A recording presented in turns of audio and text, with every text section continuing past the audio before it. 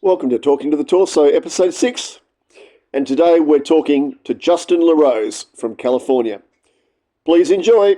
It's a really interesting chat and great fun. Hey, brother. Hey, how are you? Good, man. What's going on?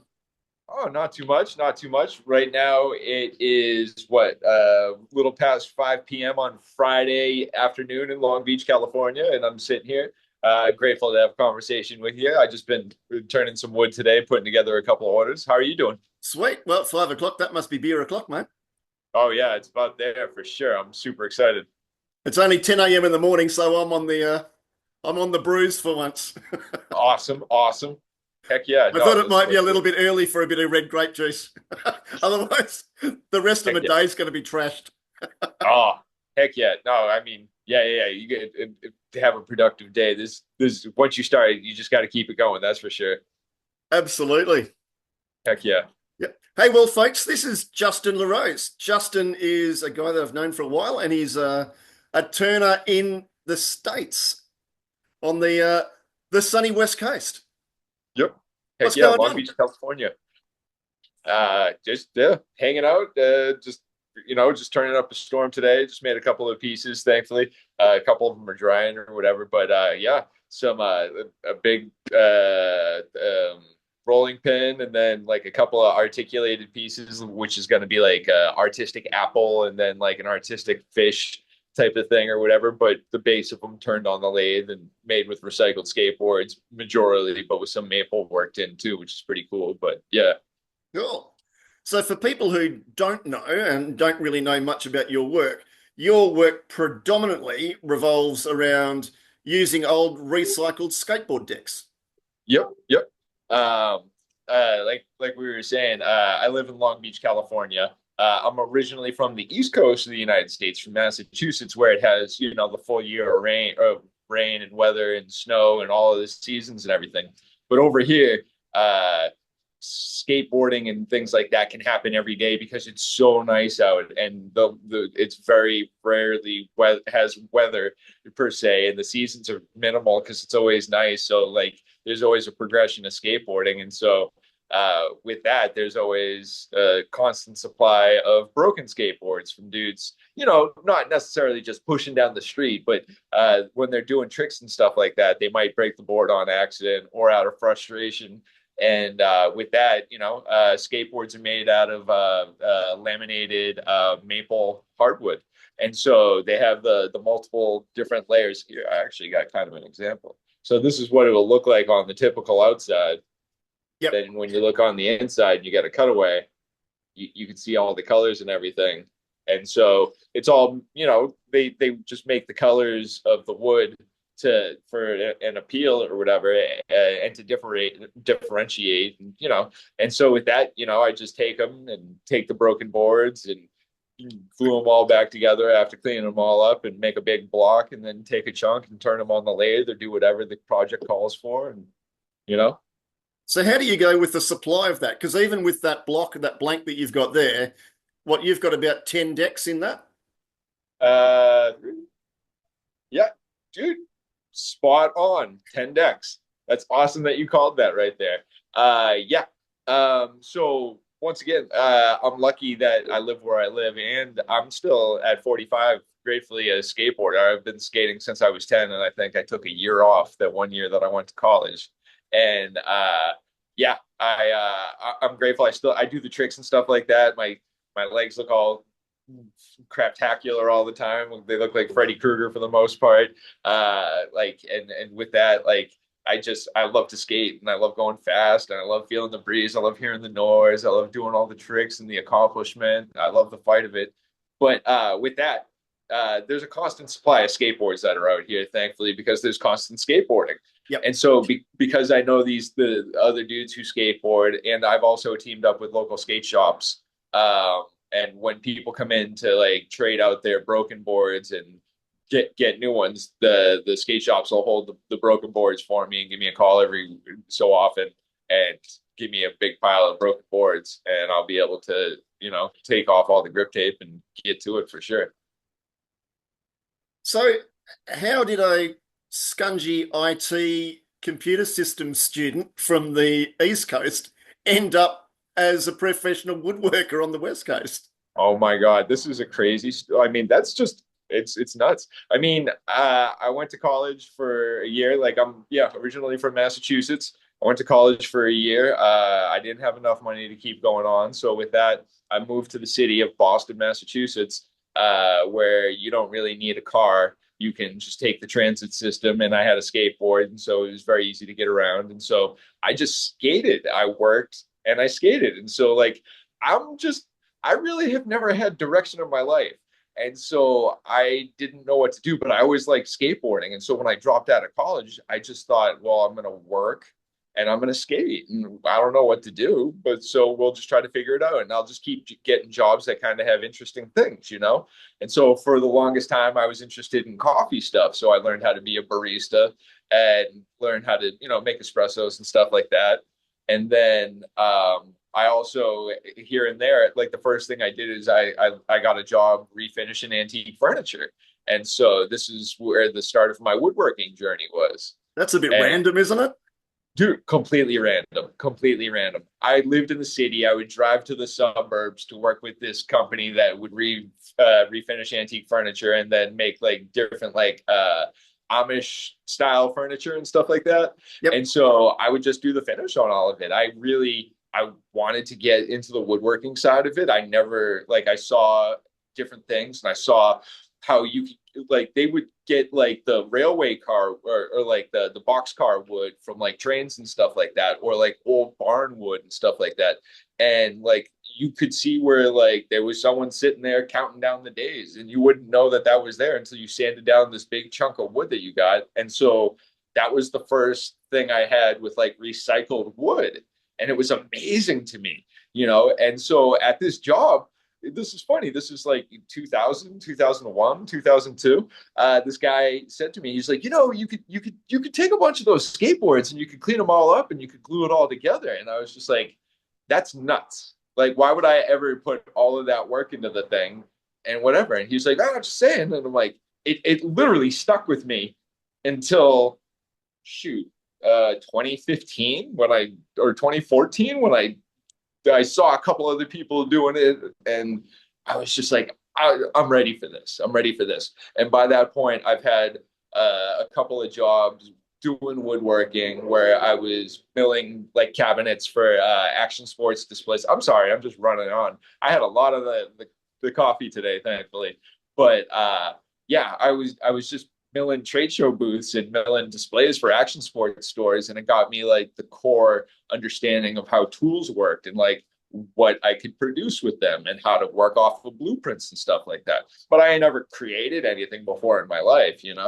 And so it wasn't until one day after I moved to California after living on the East Coast, just because I didn't know what to do with myself, I moved to the West Coast and I continued to have coffee shop jobs and woodworking jobs. And it all came to be at one point when I was roasting coffee and I was fixing a machine that we would lease out to the people who bought the coffee, that I figured out I could make handles out of skateboards for the coffee machine, for the espresso machine, and it would match up for the overhead of the work that it took to put into it.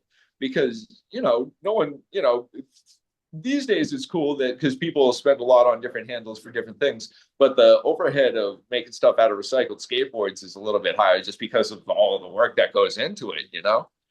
And so with all of that, it's just been a very interesting experience of trying to figure out where I sit. I thought I was going to do production style work at first, and I didn't understand how artistic and creative and one-off all of the pieces are. And so like I've been learning as I've been going along and adjusting to the situation of being like a production worker to like being like a crafter and maker of like, one-off, bespoke, unique, very unique pieces. Sorry. Well, I'm really glad that you're not a barista anymore because you don't have the appropriate man bun, mate. Right? I have a couple of tattoos, but I don't have the hair for it. I got the beanie though. I mean, that's pretty, and I got a beard. I guess, dude, I'm like a tick away, like a tick away. But our beard's too bloody white these days, mate. Oh my God. I don't like I've been accused of dyeing my mustache and my foo because people are like, "Who do you think you are, Hollywood Hulk Hogan?" And I'm like, "No, man, this is just what happens." But yeah, I would have never thought that it would be so gray, but dude, yours looks good. You keep it tight. No, I've earned this white hair, mate. That's what's up. No, you sure have. Oh, dude, I feel you with that. And I swear to God, the white hair started popping up when I started running a small business for myself. And then all of a sudden, Papa Smurf.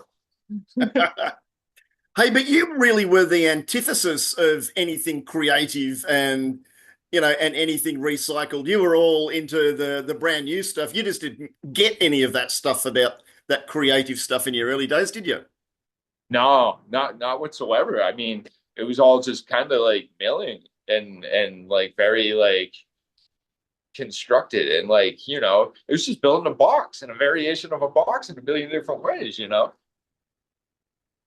ends up just being pretty crazy with like going from that to someone who gets to design their own stuff and make their own stuff and come to the conclusion of what you want everything to look like.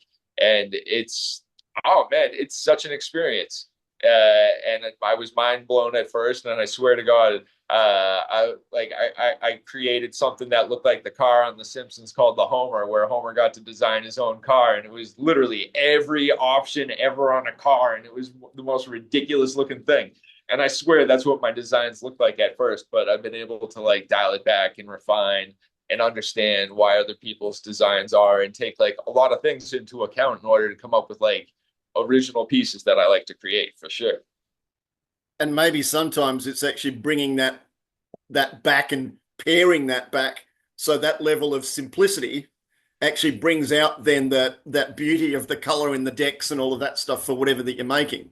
Oh yeah. Oh man, I have to walk a line because yeah, the material is so crazy that the more simple and refined designs speak a lot louder because of I mean, obviously the appreciation of the quality and the craftsmanship that's engaged because it's all, crazy pieces, but like to let the material kind of speak for itself and have these simple details, it says everything.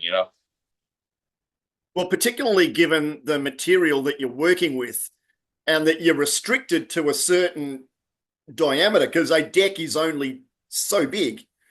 Because then if you're going bigger than that, then all the laminations and the joinery and all of that to actually make it structurally sound. Yep. I mean, the Oh yeah. time and effort that goes into that, particularly if you're looking at, your big table stuff or your baseball bats or any of those types of things, anything that's bigger than that core part of the deck becomes really technically complex.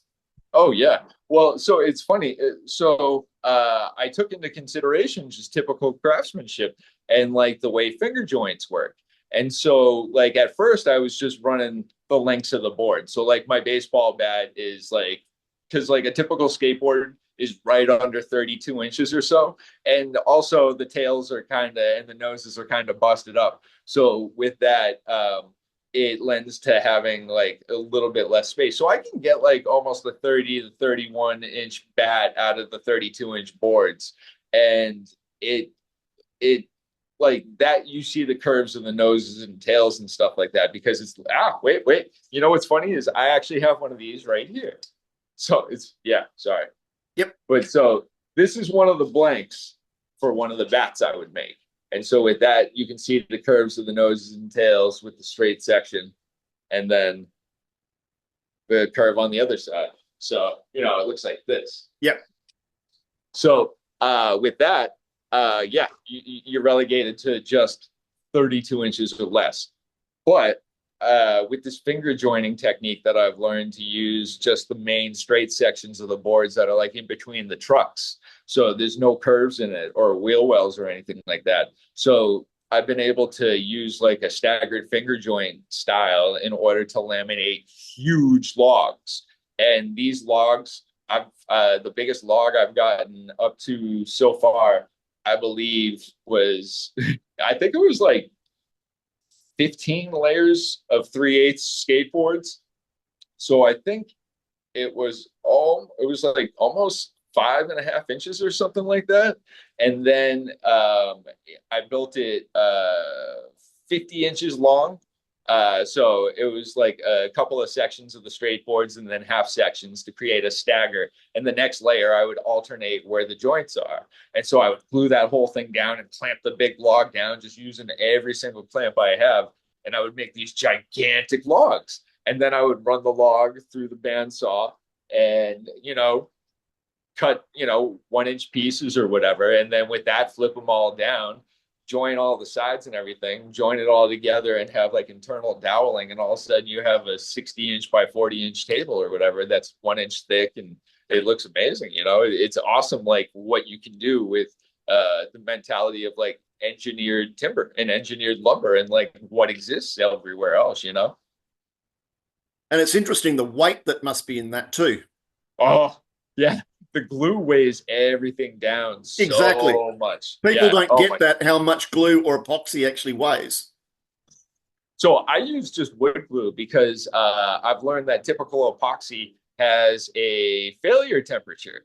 You know what I'm saying? And so it's like the boiling point of water, and then epoxy fails. And so I've learned this because I made handles for coffee roaster machines at first. And I was like, oh, I'm going to use epoxy. This is really strong and this is going to work the best. It's going to be the greatest bond. It fills the gaps with solids and stuff like that. This is going to be amazing.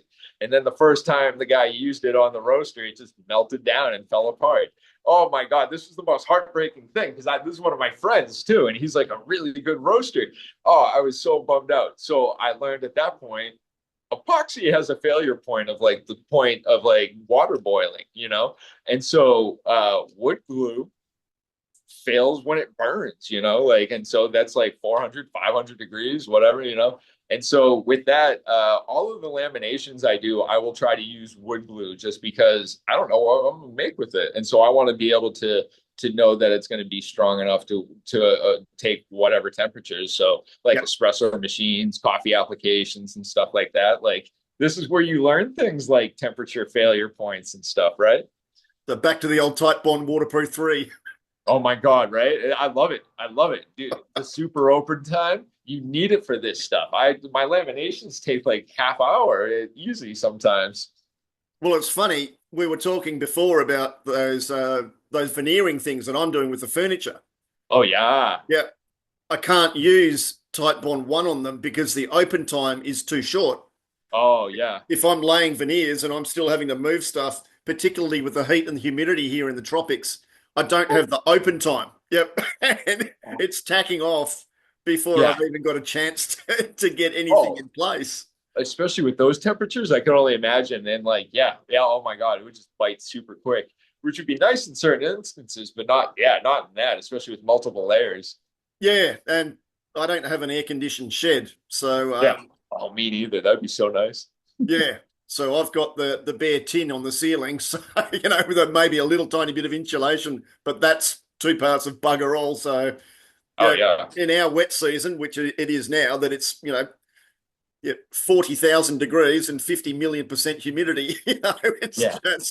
It's jump in the air and get stuck. Yeah. So you're right with that glue. The open time is just so important. I mean, sometimes you don't want the open time, but in those applications, you need that open time to be able to move, the timber around to get it to where you need it to be. Yep. Absolutely. Oh my God. Yeah. Especially if you get a little, once you start putting a little clamp pressure on it and something starts to wane or wander or something like that, you want to be able to work with it and have it be pliable, and rather than, but I mean, I don't know if you do like the CA glue trick with wood glue too, where you can create a quick bond with the CA glue on the outside perimeter of an area and then have the wood glue on the inside perimeter of that same face or whatever and be able to have that instantaneous tack. But I mean, little tricks like that are always awesome. I tend to do things a little tiny bit differently, and I actually use salt. Oh, heck yeah. That's a good key. And I've done that before too. Yeah.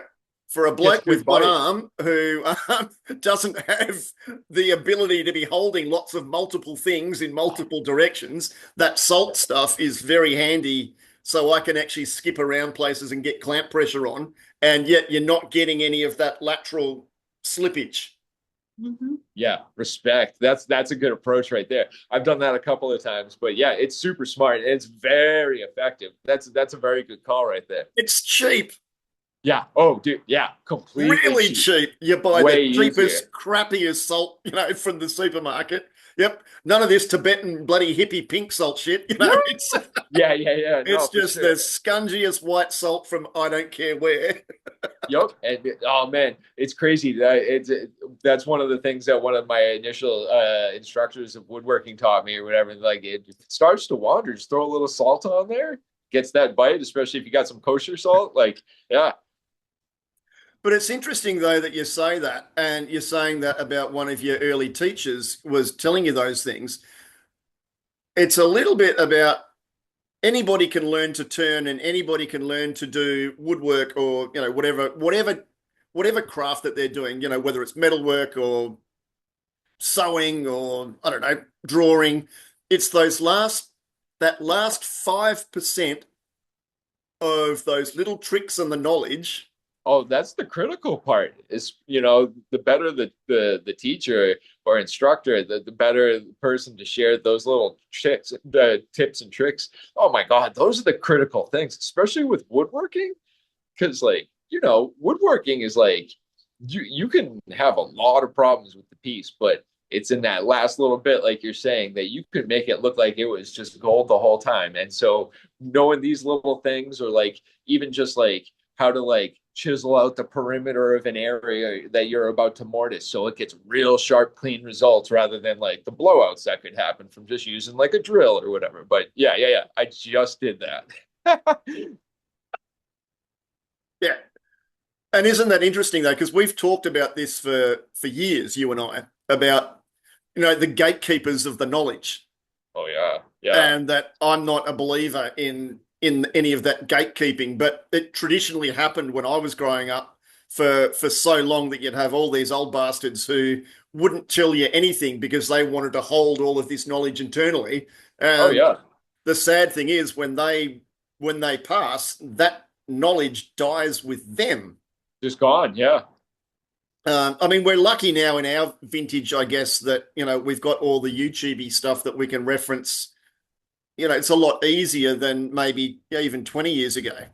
I mean, it was so funny. I was talking to my daughter the other day, and we were talking about around Facebook, and I was saying to her, "Do you realize when you were born, Facebook didn't exist, or it only just existed?"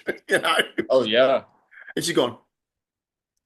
She she Right. had it was just an absolute brain fart that she had no idea that this stuff didn't exist so recently. Or the whole time even. Shoot. Yeah.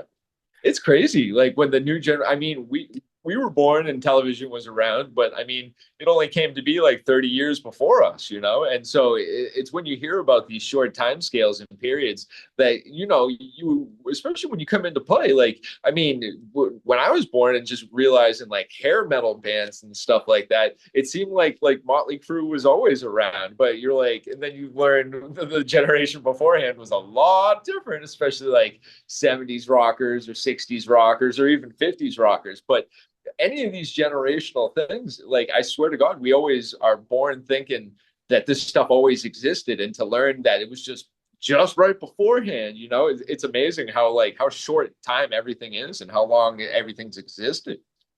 It was so funny. I was having a chat to Perry Shaw a couple of weeks Ooh. ago, and because Perry lives in Seattle, and he's my sort of vintage, and he grew up right in the middle of the grunge era. And Sweet. we were talking about that, and I was saying, because I listen to old fart radio because I'm an old fart, and there's now Nirvana is now on these old bastard radio stations. I know. It's so bizarre. Oh, when you hear them reference like Stone Temple Pilots as like classic rock, you're like, dude, or like Beastie Boys. They're calling Beastie Boys classic rock. You're like, what? Oh my God. Oh my God. It's heartbreaking. It's crazy to think of all of that, especially like when we were kids. Like you'd hear a Led Zeppelin or and this was always, I mean, our definition of classic rock. And so to hear how like it's changed and like what the definitions come to be, it's just like, No. Yeah. Oh man, God, it's hard. I love Nirvana. I remember where I was the first time I heard "Smells Like Teen Spirit." It's awesome. So such a good album. Yeah, you have those milestone moments. I mean, I grew up with lots of Beatles and very mellow music in my household. So the minute that I first heard Hendrix when I was Ooh, 15, it was like, it's the good stuff. yeah. So, Oh my God, geez, we music's digress so into some weird conversations. yeah. Oh yeah. Oh my God. But in saying that, quality always pulls through. Oh yeah. Wait, what? In saying that, quality always pulls through. Oh, for sure. Quality music right there. Shit, I listen to there's so many like I've been apprehensive towards like newer style music or whatever, but like I'm hooked. Like I'm hooked on like 80s music. I'm hooked on like new wave. I'm hooked on like just like I think up until the 2000s music, like everything before, and there's so much. I'm still learning more about things that I thought like I knew the whole genre, but like shoot, so much good like music out there that I'm just learning about and just being able to enjoy now. Like, I love it. But I love that stuff that's imperfectly perfect. So all the stuff that's got auto tune attached to it, I'm not interested in because it's plastic and it's fake. And maybe if you bring that analogy back to the woodwork stuff, it's like something being factory made and something that's Oh been yeah. handmade. Oh yeah. You know, if I'm looking at a handmade dovetail, I want to see that tiny little nick at the bottom of the dovetail where I can see that the saw's gone down rather than a router just gone zhut, zhut, you know, and Oh yeah, yeah, yeah. If you don't see that, like the just being knowledgeable of woodwork can let you have that much more understanding and appreciation for the processes that made not only like the pieces of the past, but of the pieces of the future too, or like current stuff like that. Oh man, I love popping open someone's drawers to just get like a fork or something like that and see like dovetails nooked in the corner, but not on the other side. And you're like, ah, you paid a lot for this. It's good quality. Oh man. And people like when and people sometimes don't know these little tells, you know, and it's just like those little badges of quality that come with like, you know, seeing it through. Like, you know, you see it and it's awesome when you get to discover these things in the wild for sure. And I think that's really interesting when you're looking at that stuff versus things that are commercially made, Oh and yeah. then the impact that that has upon price. Oh man. And because, well, you and I, we both run our own gigs, so we know Yeah. what it costs to actually create things. And then it's about that conversation that you've got to have with a customer, whether Oh that's yeah. for a commission piece or whether that's just for selling off your website or whatever. Yep. But that cost has to be, you know, incrementally higher than just a commercially made bit of whatever that no human has touched in Yeah. its you know creation process. It's been mechanically fed in right from the log into the machine, into the zoot zoot, into the sander, into the whatever, into the spray Yep. booth, and maybe a human actually physically picks it up off a thing and puts it onto a pallet. But even that is unlikely. Oh yeah. So, oh man. So I've had a huge amount of education that I've had to provide with certain people that don't necessarily have the understanding of what they're looking at when they see my work. Because some people are just like, "Ooh, colorful wood. This is awesome. Why can't I have this yesterday? Like, why can't I just order this off your site and have it right now? Like, don't you have like hundreds of these in like a warehouse somewhere? You know?" And like, or there's people who absolutely get it. And so it's a trip where we end up being in between of that because it becomes like a whole language in itself of how to like have to market our products and stuff like that, especially the original, unique, handcrafted things, and how the newer age buyers out there they see things that they kind of want from YouTube or not necessarily YouTube or like different ideas. They want dovetails and they want all these quality things, but they don't understand how that quality translates into time, into making it, especially by hand in a custom piece rather than something you're just going to like IKEA and buying, or like getting off of Amazon, or some sort of like fast furniture type of thing. They have fast fashion. I say fast furniture, because it makes sense. And it's not, none of it has longevity, and it all looks tacky as hell. But like, Yep. it It's all going to be suffices a made of purpose. MDF. It's all going to get humid. It's all going to get wet. It's all going to blow out. It's going to last for Yeah. 15 years rather than 150 years. Oh yeah, I mean, and that's the understanding of the pieces too, like especially the things that you're crafting and creating, because they will be handed down, because they are purchased by people who love what you've made, especially because what you make have like, oh man, you capture the essence of the grain in every circumstance, and your finish is great. So like it always looks like it just pops. And so with that appreciation, like you'll have like someone who will hand that down to their loved ones and stuff like that. And it's of quality. I mean, so in all honesty, like the family I have, they're very kind of materialistic and stuff like that. I love them to death, but they raised me on like, oh, this is this expensive, this is this expensive. And so I always had this profile of expensive just being indicative of the price tag. And I didn't have understanding of like why things were expensive. And then you think of handmade stuff, and you kind of think of like, the sweater that your grandma might have made you that's kind of like wonky on one side, or not perfectly fit, or like whatever, or kind of looks handmade. And so it's not until you think about things like where quality comes from and its construction and the longevity of how the purposeful maker can create like that much more of a dynamic piece, and how much more this is going to cost, especially custom handmade for someone that's looking for something very particular, that costs even more. But like, to it's a trip to have to like where people fare in this, because either you kind of they get it or they don't, or because somebody is just looking sometimes to hold their phone up off the floor, when rather someone is like trying to get like an artistic one-off creative piece that they'll understand the love and care that went into its making, and how they'll be able to hand it down for generations. So I love it. Absolutely. So all that stuff around pricing is actually really interesting. I guess it's one of those things that maybe we're both a bit lucky, and probably you even in more than me in some ways, that your following is now of such a size, and you've had such a significant impact, particularly in your sector, that you're well enough known now, so you can command a price. But do Gratefully. you ever now negotiate really still around price, or is your price the price now? I'm very realistic, like I'm always willing to negotiate, like I'm open. There's always a billion different ways to arrive at a product that will be happy for someone, especially being like a woodworker. They can use a bunch of different types of wood. I mean, and so like if someone has like a price in mind, we can try to come to a conclusion or a resolution that will be price indicative of that. And I'm trying to like work with people. I'm not necessarily trying to do like the easiest work or whatever, but I always wanted to have like a good hand in what I'm designing now.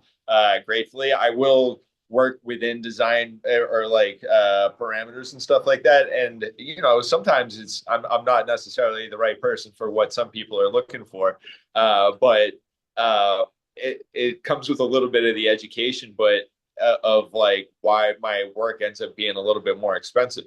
I'm pretty reasonable with the price that I come up with, judging by like a reasonable hourly. And like I don't get kind of I don't get crazy and think that I'm anybody special or whatever. And so whatever, my schedule gets tied up gratefully with people who are looking forward now to the projects or whatever, because of maybe like I keep a reasonable price point for making things out of recycled skateboards for a majority of the time.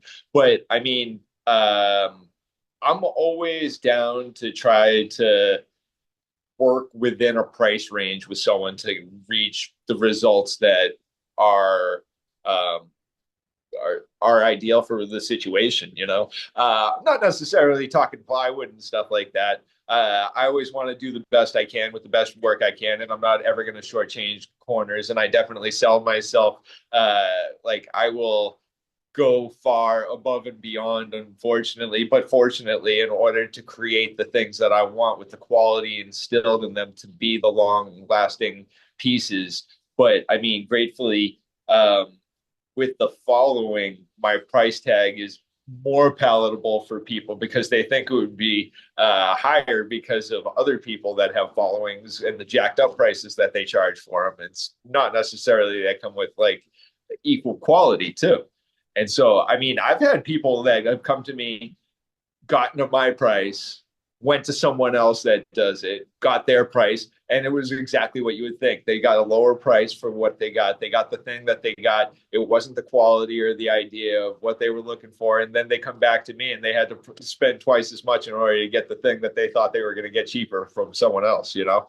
And so it's crazy where it comes from. And so, I mean, even with you, I can only imagine that you have a lot of people that are like stoked to receive a piece by you, you know, and that your prices can also command a higher price because of who you are as a maker, you know, and what you bring to the table and what your skills and attributes are, and like everything that comes along with it. Like, how do you like? Is it the same with you, or like, how do you fare with it?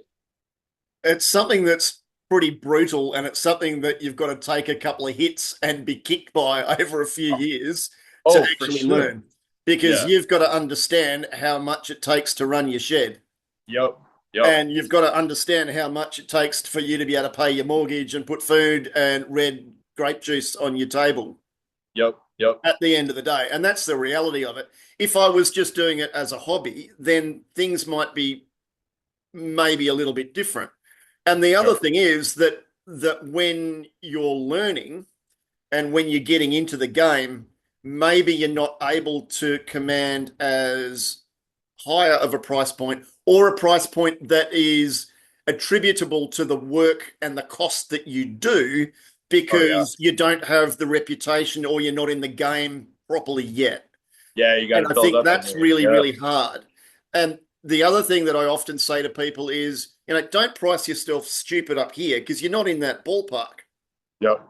And if you think you're in that ballpark, then you're being slightly delusional, and you're going to be really, really disheartened that no one's going to buy your stuff. Oh But yeah. the other thing is, don't underprice yourself, that you start to devalue our trade. Oh yeah. Yeah. And that's Oh that's another really, really big thing that I see so much. And I see that particularly at markets, that people undercut and they underprice because they want to try and sell a massive amount on volume. And yeah. Yes. I get that and I understand that.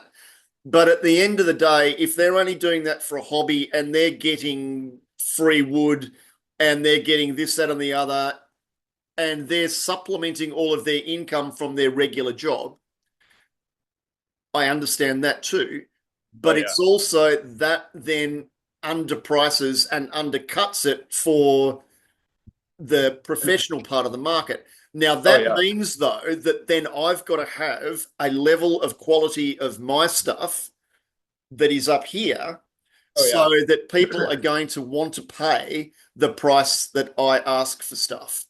Yep. Yep. So it's a really interesting thing, and I guess it's one of those technical bits of it that you don't understand until you've been in the game for quite a while, and Oh, for that sure. you need to actually pay the bills with it. Yep. Yep. It's always got to be worth it. And I think that was one of the things where when I first thought about recycling skateboards, I thought it was going to be more of a passion project type of thing. because the overhead is high. You know, you got to make the wood before you make the project. I mean, where does regular Joe Schmo find stacks of skateboards? I'm lucky for where I live because of the endless amount of skateboarding and the fact that I skate. But people all in other locales around the world, even the other side of the country where they have more frequent weather, it's a lot. It's the boards are a lot more scarce, and I have piles of them, thankfully. And so with that, like it just takes knowing where the pluses are and stuff like that. But to know that you have a diamond mine sitting right there. So yeah, you can't undervalue the quality of the wood. And then like when people come at you because their understanding doesn't match up with the quality of what you make, that's where I try to help them have understanding through the explanation of what I make. And that's why even my Instagram videos are the way they are. Like you'll see like the whole process of it starting from the actual boards that get made into the piece or whatever. And then I'll even, while the piece is like all super shiny and nice and beautiful, I'll even give you a flashback of those boards real quick. And it flashes right back to the shiny piece. And it just lets you know that this thing was skated to a bloody pulp. This ain't normal wood. So this is going to command like a higher price. And there's a whole bunch of reasoning because there's a whole bunch of work that goes into it. Just because like there's more process, you've enriched the quality of the piece, and it has a story too. Like it's not just normal like, hi, I just got this from the store and it was a tree before that. Like this is some shit. Like sorry, it comes with like a whole like it's got street cred, like it's crazy how it works out. And so this is where my passion also comes for making the things that I make, because as a skater I know what it's like to go to a spot and be clean and happy and be like, I'm going to land this trick and I'm not going to leave here until I land this trick. And then 2 hours later, when you're a bloody mess from totally just falling a bunch and stuff like that, and you get it the one time, you are just the happiest person in the whole world. I feel like that's in all of the things I make because like I know what's in there. And so I'm going to convey that message in the things that I make, especially like it just might seem like a handle to someone. And then they see like, why is your ice cream scoop $75 American? And I'm like, because it's not just colorful wood, And so, what I've learned from this is that there's a market for everyone. And if someone loves something, they'll get what they want. You know what I'm saying? If you capture someone's eye with it. But the understanding definitely has to be there. You can't like undersell it because usually when you undersell it, either you're underselling yourself or the product doesn't have the quality in it to command what you're looking for. But it definitely hurts the market because people will then look for things to be that understated price from people who make things of quality. And it's like, no, I'm sorry, my price is a little bit different, but what I deliver is a little different as well, And so I find myself having that conversation a lot. And I definitely, at one point, I got resentful about it too. But I actually feel a lot closer with all of the people that I've had this communication with, because I've had people be like, okay, you know what? I don't have the money right now, but hold up, I'll be back.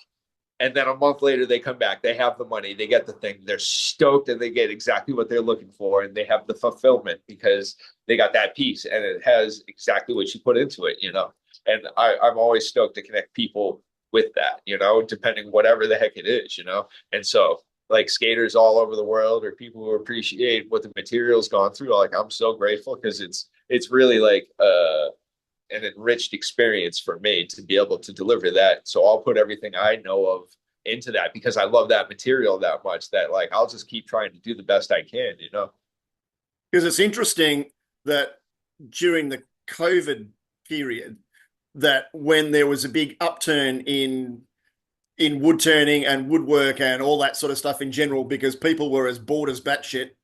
Oh, yeah. And they'd come from their $150,000 a year job and they were still bored, so they had disposable cash. But then they went out online and they bought their workshop worth of tools and they dropped, I don't know how many thousands of dollars into their shed. They got all the best stuff too.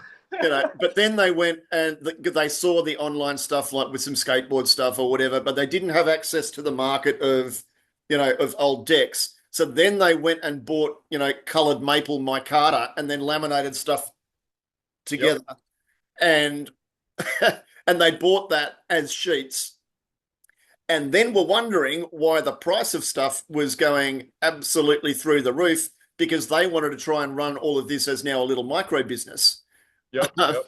And then wondering why their cost rollout was just exploding. Oh yeah. Which was just crazy. But then they still had a brand new product. Whereas I guess what you're doing is you're creating the ultimate of recycling, because otherwise those decks are going to end up in landfill. Yep. Yep. Absolutely. So you're creating that next layer of life within that timber, and it is still timber. It's just laminated timber and coloured and whatever else. So it's still processed, but it still came from a tree initially. And you're just creating the next life of all of that stuff. And I think that's really interesting, and that also helps to give it that level of a premium. Oh yeah. I mean, the level of life that's involved. I mean, once again, you can go get a cutting board for $20, or you can get my cutting board for $200. And so it's just the amount of work that goes into it is indicative of what you're getting. It's not just some mass produced, sliced off type of thing that's made out of whatever that gets a quick slap of like mineral oil or anything like that. Even my finish process is a process. Everything's a process, you know? And so, you know, you enrich your process and you enrich your product. And so I always said, like, when I started this, I wanted to always make stuff that I could be proud of. And if anyone ever has a problem with it, I'm down to take it back and try to fix it or do the best I can with it. But, you know, within the understanding of what laminated broken skateboards is capable of, you know. And so to that, I'm always trying to produce everything I can to be the strongest and the best it can. So with that, you're going to pay a little bit of a premium price. But I mean, I'll always try to make sure that the quality is there. And so with that, it's crazy, like what you're saying, especially because like they're with the people that make the laminated layered wood and stuff like that, that makes it a lot easier. Well, it's funny because people call them out super quick because of what you said earlier of how long boards can run in a seamless fashion or whatever, that people are able to identify the runs that are longer than skateboards and start calling the people out as bullcrap or whatever, or liars and manipulators of the material and stuff like that. Because, you know, in order to run it out of skateboards for true lengths and stuff like that, you're going to have issues, or you're going to have what I have with like the staggered looks and stuff like that. And without that, it's you know. And so it's funny how people have taken to be like identifiers of the laminated maple versus the recycled skateboard. So this is part of like my passion. And so like, especially the whole skateboarding part of it, like I like woodworking a lot, but I really love woodworking with skateboards just because of being a skater. Like the wood has so much soul, and the process is enriched so much. I mean, it was a tree, and then a dude had to slice up the tree, and then that tree got laminated into a blank for a skateboard through a press and by one of the board makers. And then that, you know, it got a graphic and got a nameplate. Some kid got it. It got skated. It could be a first kick flip. It could be brought a lot of frustration. It could have brought a lot of pain and hurt, but it could have made lessons learned. It has miles traveled on it. Skateboards have so much life to them, and they bring movement, and it's awesome where it comes from. Because with all of that, like, once again, they're not broken because they were pushed hard down the street. They broke because someone was trying their face off to like go beyond what they're doing, or to do something bigger or better or more impressive. And so, you know, with that, like each board has, to me, that like tenacity and persistence and that energy and that fire and flare and stoke and all of that. And that's why I say stoke and hype a lot in my posts and stuff like that, because it's authentic. That's the quality of what's in the wood. And so with that, I every day am hyped and stoked in order to like to transfer my passion for the skateboards into workable products that can be made for like whatever anything hardwood can be made for, you know. So how do you get now past that point, and how do you remain stoked, and how do you keep on pushing yourself to that next level? Because I mean, I'm sitting there thinking particularly around that cabinet that you made recently that I think I called that Japanese style cabinet, where you had the fusion between all the skateboard stuff and the raw timber.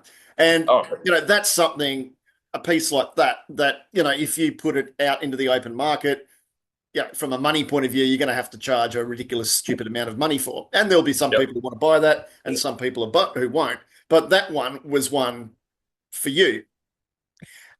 How do you keep that vibe and that stokeability going in terms of pushing to that next level and not just remaining, in that commercial stuff of doing handles or whatever else? Ooh, yeah, I mean, this is a really good question. I thank you for asking it. So I've done production for companies where I've done like 100 handles in a sitting, and like I also know what it's like to bag up thousands of pounds of coffee beans at a machine and just being a cog in the machine. You know what I'm saying? Like boop, boop, boop, and like that's not a thing that I want to be in. So I've tried to shy away from like the severe high mass productions, and I make everything kind of one-off style or two-off or whatever for certain things. But like the table that you're talking about or the cabinet, man, thank you for bringing that up. I love that piece. That's one of my favorite pieces because it is ultimately it contains a lot of that refinement that we were talking about of where I come from with my design status and where I feel the worlds can meet, especially with something that's got like a complete Japanese style to it or whatever, but it's made with like skateboards and oak. And it's like, it's different, but it's simple, but it's clean. And once again, it's got the features that like, it's got details to the people that know what they're looking at. It's like the little secret messages that you can see if you are of quality eye. If not, it looks like a funky little side table and stuff like that. And you would definitely be like, why is this much money? Because it would, the work that went into it is definitely indicative of a high price tag. But I mean, I'm very grateful of how that thing came out, like of an evolution of thought. Sorry, my alarm keeps going off for the cat. Thankfully, I fed him, but that's why he hasn't popped up. But yeah, the process, I mean, like I really love the challenges of those unique pieces, but I understand that we have to do some bread and butter stuff in order to have like production that people can kind of count on or designs that they like that they've seen. So like my cutting boards and my chef's knives are like a regular style production piece that I will make as they are ordered. And it'll look like the other ones, but they'll always be different colors. So they'll always be different, which is crazy. And so with that, I'm always stoked because like you don't know what it's going to look like until the end, and then you round over the corners and you slap the finish on there, and it just all of a sudden you see that color pop and you see the grain pop, and it just like it starts to be indicative of what it's going to look like, especially when you sand it down. Where you start off in the rough layers and you get fine, and like it just starts to pop, and like it's amazing what some busted skateboards can come to look like, and like it really. I've personalized it as like a message about life and what people can go through. Even you can go through some crap and go through some gnarly hard times and be beating the crap in the street and feel like you're borderline going to be in the trash. But if you get someone who loves you and they put some work into you, you're going to shine like a diamond and be a one-off unique piece that the world will be friggin' stoked on that no one else has seen before. And so that's where I want to bring it with all the things I make. And that's where I want to share my story, and I want to share the story of the material because it lends to the thing. I mean, if you want, once again, a thing that holds your phone up off the ground that you can eat at, we can all go to IKEA and get a table for $100 or whatever. But if you want to enrich your life with really cool things, that is literally functional art, because you'll look at this stuff and to stand in front of one of these tables, it has a vibe, and like to be able to stand at that and like it's crazy how it feels like the whole table like of that energy and color of the pondering and thought, especially if especially with the little details like you're saying, like the I want to try to bring Ferraris to people, but in the sense of like on furniture, you know what I'm saying? And like things that, not everybody can get or have, but like it's indicative of stuff that we all want to like have ingrained in like the products around us, because like the cool things we have us will always make us think and always make us like kind of like space out and just like ponder. And like I love that. And so I mean, if I can convey that in the message of like what people understand when they're buying pieces from me, then I'm sold, because this is where all of my passion comes together. Is like, especially like the coffee products that are made out of skateboards with my woodworking, like that makes like, this is me. This is the crossroads of me. And I'm the college failure. I didn't get like that type of like thing. I didn't like, there's so many things that I felt like I let down everybody.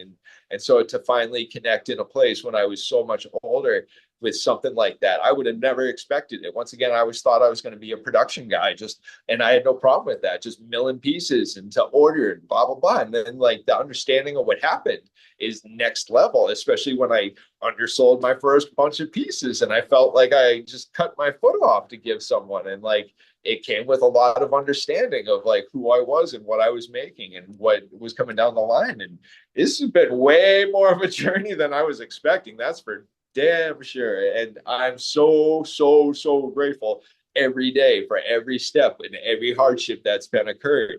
And because it hasn't been easy, I wasn't prepared for any of this. Like, I'm very lucky for Grizzly Tools sponsoring me, and I'm very lucky for the people who have helped me out and all of the people who buy stuff from me and stuff like that, because it's all right back into the shop. And like, it's passion, and so I'm not going to make $1 million or anything like that, but people will get $1 million pieces from me all day long. So Hey, and thus ends up the gospel according to Epically Justin.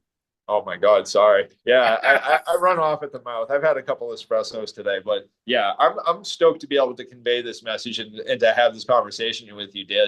The quality and the love that you put into your work is amazing and second to none. And like, once again, people who have the eye for quality and the knowledge of craftsmanship can see it in the pieces that you make, because they're so beautiful. Oh my God, the bowls you turn are amazing.